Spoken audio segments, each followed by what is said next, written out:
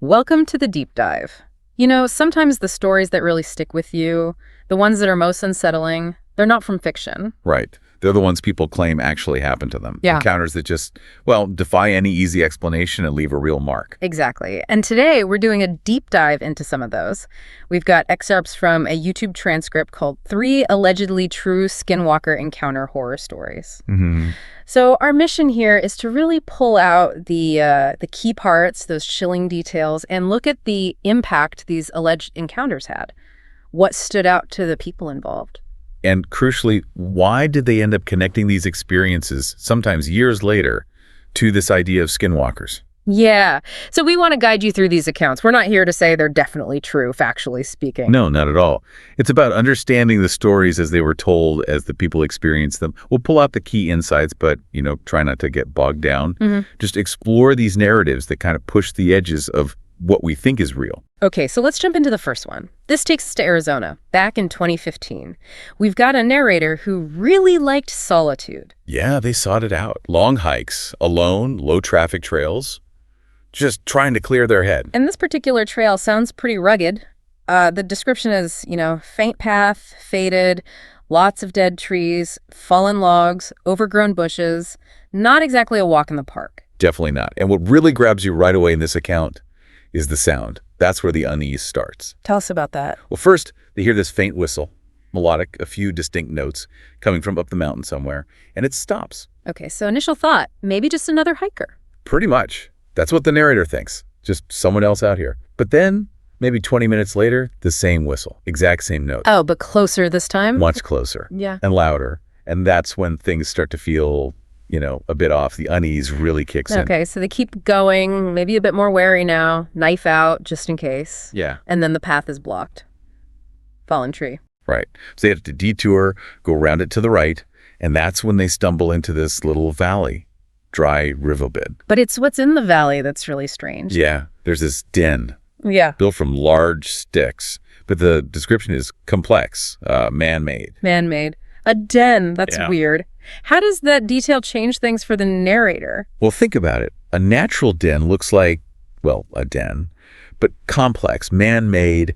That suggests intelligence, right? It's something, Deliberate. not just an animal piling up sticks. Exactly. It connects that weird whistling sound to something potentially constructed, intentional. That bad feeling they had, it ramps up big time. Understandably. So they decide, okay, time to leave right now. But just as they turn to head out of the valley, that whistle again. No. Yeah. And this time, it's right behind them. Oh, chills. So they whip around expecting what? And they knows. But what they see is just, shocking.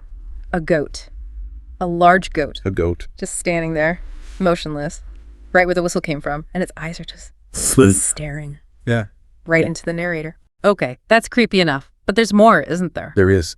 The goat then opens its mouth, described as slightly and unnatural, Unnatural. and it lets out the exact same whistle they'd been hearing. Whoa. Okay, pure panic mode now, I assume.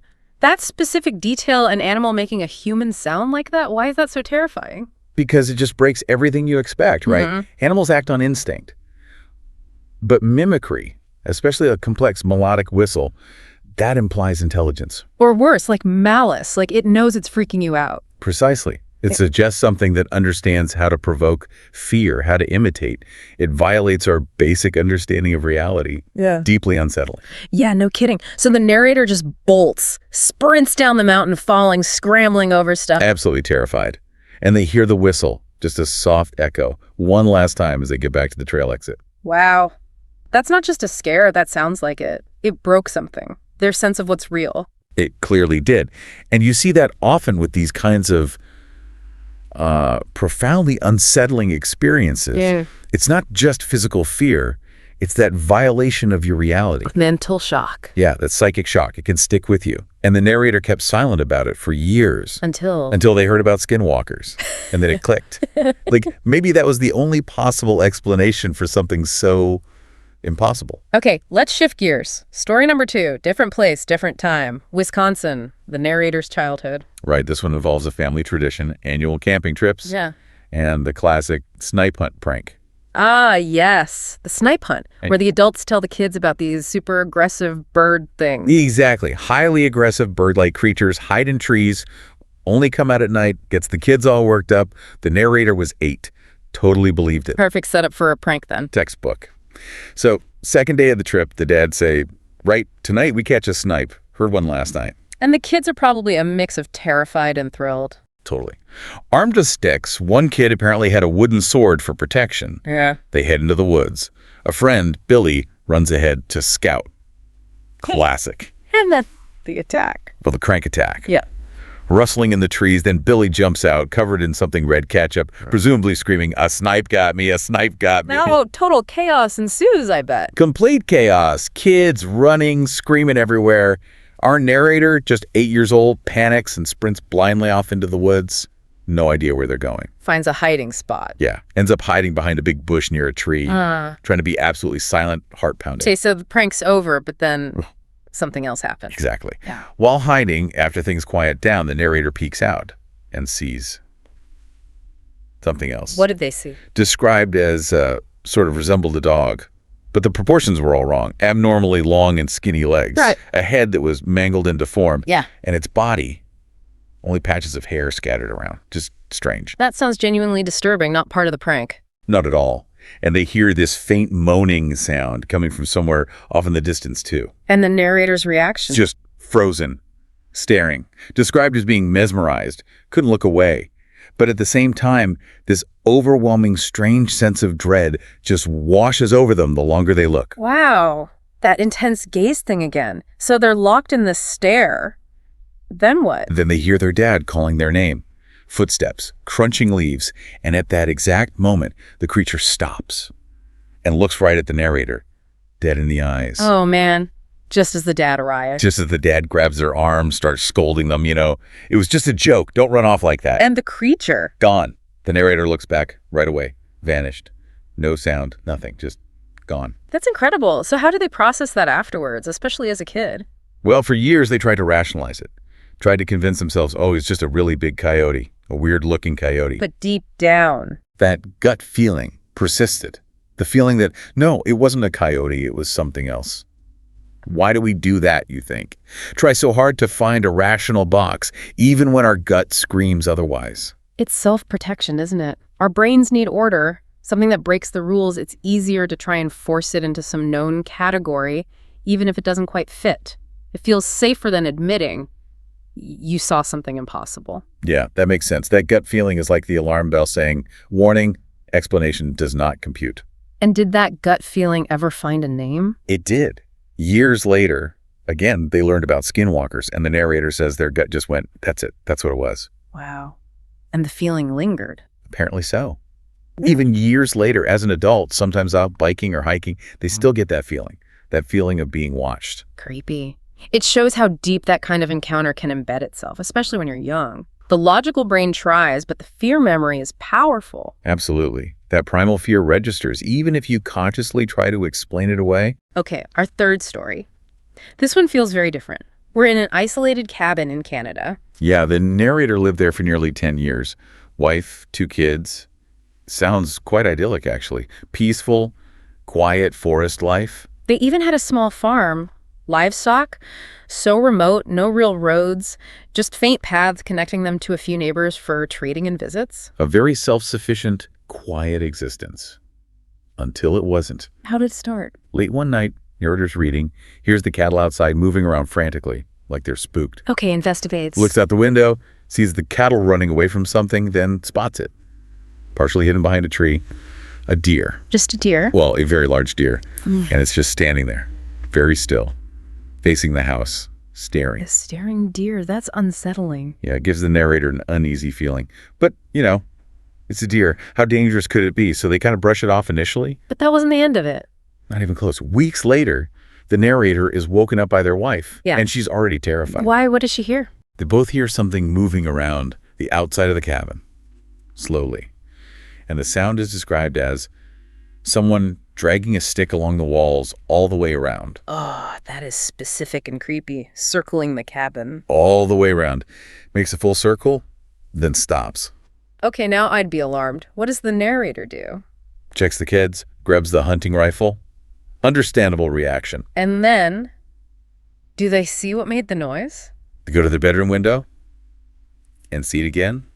The same deer? Just standing there, staring. Motionless, staring right at the window from the dark forest edge. Okay, no. That's not normal deer behavior. Not at all. That's what the narrator realizes.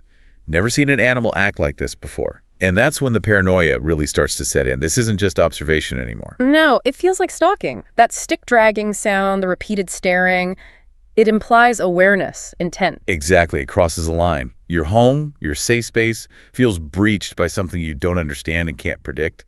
That paranoia is a pretty natural response. So the fear is building. What happens next? The next morning, the fear is still there, maybe even worse. The narrator decides they need answers, or at least to talk to someone. They decide to walk over to a neighbor's cabin. Through the woods. On those faint paths. Feeling paranoid already? Yeah, you got it. Huh? And halfway there, that strange feeling intensifies. Here's leaves rustling right behind them. Don't turn around. They turn around, and there it is. The deer. The deer, standing right on the path. Maybe 15, 20 feet away, just staring. Okay, I'm getting chills again. But there's a detail here that's even worse, right? There is. This close, the narrator notices something about its eyes, sees the white around its iris and small pupils, described specifically as a distinct feature to that of human eyes. Human eyes on the deer. That's terrifying. That gaze, but now with this human-like quality, right after being seemingly pursued, it changes everything. It's not just a weird animal anymore. It feels aware, engaged, maybe even understanding the fear it's causing. Bridges that gap between animal and something else, something sinister. Completely. That's the absolute breaking point for the narrator. Runs for it. Sprints the rest of the way to the neighbor's cabin. Says they were practically in tears. And the neighbor's reaction must have been shock, right? That's what you'd expect. But no. The neighbor is calm, unsurprised almost. Really? Why? The neighbor just starts explaining their beliefs about Navajo skinwalkers. Says things like, they only show themselves if they wanted something from you or if you have disturbed them. Whoa. So the neighbor already has a framework for this. Apparently. And the narrator says the neighbor's calmness, their peace, while talking about something so terrifying, actually made them more scared. I can see why. Like, accepting this horror as normal, what was the long-term impact? It was huge, permanent. Weeks of horrible paranoia, couldn't sleep. That peaceful cabin life they loved, gone, irretrievably broken. Did they stay? No. They eventually moved closer to town. Said it was for the kids, but, the experience shattered their sense of safety there. And they kept it secret. For almost 15 years. Never told the wife or kids the full story, especially the part about the eyes or the neighbor's explanation. Only felt able to share it recently. Wow. That silence speaks volumes, doesn't it? The weight of carrying that kind of experience. Absolutely. It shows just how deeply it affected them. Okay, so let's try and unpack these three accounts now. We've got Arizona, Wisconsin, Canada.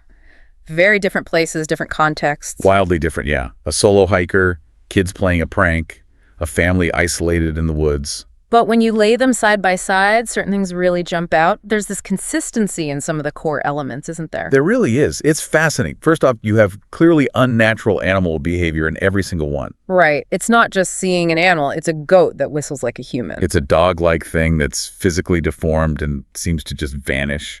It's a deer that stares with human-like eyes and stalks a cabin, dragging sticks. This is way beyond, a normal wildlife sighting. Miles beyond. Then there's the auditory element. It's not always present, but it's significant when it is. Like that specific melodic whistle in the first story. Or the faint moaning in the second, and that incredibly creepy stick-dragging sound in the third. These aren't just random noises. They feel purposeful, targeted almost. Contributing directly to the fear. And then there's the gaze. That comes up again and again. It's a powerful motif, isn't it? Being stared at. Really? Intently by these entities. The goat's eyes staring, the creature looking dead in the eyes, the deer's human stare. It's described as leading directly to that feeling of dread or paranoia. It's more than just being observed. It feels like being seen, acknowledged, often with this palpable sense of, malice feels like the right word sometimes. Yeah, and maybe the most obvious common thread is the psychological impact. This stuff leaves a mark, a deep one. Absolutely. These aren't just campfire stories people tell for fun and forget.